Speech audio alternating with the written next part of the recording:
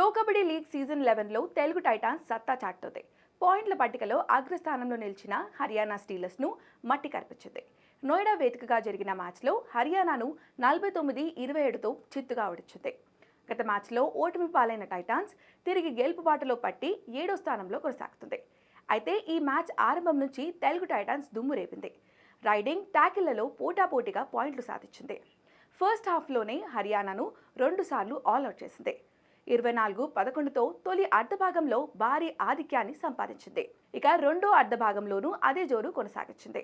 మరో 2 సార్లు ప్రత్యర్థిని కుప్పగొల్చింది. హర్యానా జట్టులో రైడర్లు, డిఫెండర్లు ఎవ్వరూ సత్తా చాటలేకపోయారు. కానీ తెలుగు టైటాన్స్ జట్టులో ఆశీష్ నర్వాల్ 11 పాయింట్లు, విజయ్ మాలిక్ 8 పాయింట్లతో సత్తా చాటారు. అయితే గాయం కారణంగా టైటాన్స్ కెప్టెన్ పవన్ సహ్రావత్ ఈ మ్యాచ్లో బరిలోకి దిగలేదు. దాంతో విజయ్ సారథి బాధ్యతలు తీసుకున్నాడు. హర్యానా జట్టులో కెప్టెన్ రాహుల్ 6 పాయింట్లతో టాప్ స్కోరర్గా ఉన్నాడు.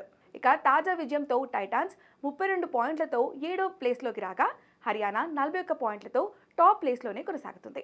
11 మ్యాచ్లు ఆడిన హర్యానాకు ఇది 3వ ఓటమి కాగా టైటాన్స్కు 10 మ్యాచ్ల్లో ఇది 6వ విజయం.